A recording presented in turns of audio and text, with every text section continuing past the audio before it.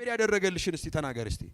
የዛሬ ወር 15 ቀን ነበር ስልክ ተሰርቆብኝ እና ፓስፖርትም 2 አመት እያለው ላብ ነክቶብኝ ፌድ አረገ።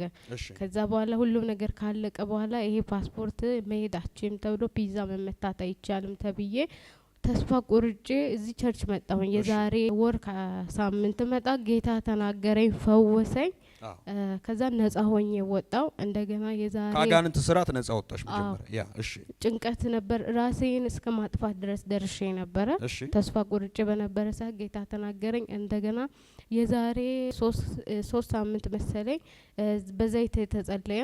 ከዛ ከሄድኩኝ በኋላ ሳምባ ግርፍ አለብሽ ተብዬ ሜዲካል ቤት በደንብ ክሊር አድርገው ሐኪም ቤት ሄድሽ ለዚህ ለፕሮሰስ ጉዳይ። እሺ ሲሄድ ስመረመር ሙሉ ምርመራ ስወሰድ ሳምባ ግርፍ አለብሽ ተብዬ ምን አሉሽ? ሳምባ ግርፍ። እኔ ከሷን የሰማሁት ሳምባ እንደሚገረፍ ደግሞ ጌታ ደግሞ ገርፎ እንዳስወጣው ከሷን የሰማሁት። አሜን አትሉም እንዴ?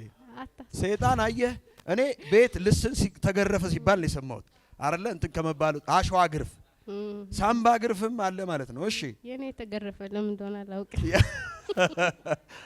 አየ ሰይጣን ሳምባዋን ገርፎ ህይወቷን አርለ ኬሪየሯን ስራዋን ሁሉ ነገሯን ለማበላሸት ተስፋ ለማስቆረጥ አይደለ?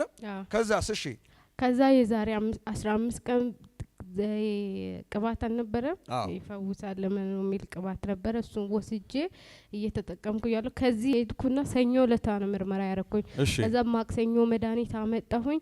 ከዛ ሮብ አልዋጥኩትም። በቃ እግዚአብሔር የሚችለው ያደርጋል ብዬ ያንን ቅባት ውሃ ያደረኩኝ መጠጣትና ራሴ ላይ መቀባት ጀመርኩኝ። ከዛ ሮብ ለታ ለማየት ቼክአፕ ትደረጊያለሽ ተብዬ ተደውሎልኝ ሲሄድ ነጻ ወጣሁኝና መጣሁ። ከዛ የዛሬ 15 ቀን ደግሞ መሰከርኩኝ ማለት ነው። ሃሌሉያ! ነጻ ነኝ። እግዚአብሔር አሁንም ነጻ ነሽ።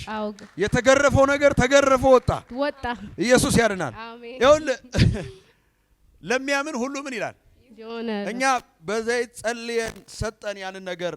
ሐኪም ቤት ሄደች፣ ሳምባ ግርፍ አለብሽ አሏት። ስለዚህ ይሄ ነገር ክሊር መደረግ አለ ወይም ነጻ መሆን እንዳለባት ነው የነገሯት። ካለበለዚያ ዲስላይን እንደሚደረግ ነገር ግን አምነሽ ቀባሽው ሮብ ስትሄጂ ነጻ ነሽ አሏት። እኔ እኮ የሆነ ሰው አለ ዛሬም እኮ ነጻ የሚወጣ የሆነ ሰው አለ እኮ ዛሬ እግዚአብሔር አምላክ በሰው ማይቻል በሽታ እግዚአብሔር የሚፈውሰው ሰው አለ። ስለዚህ ምን ይሰማሻል? አሁን ደስተኛ ነኝ።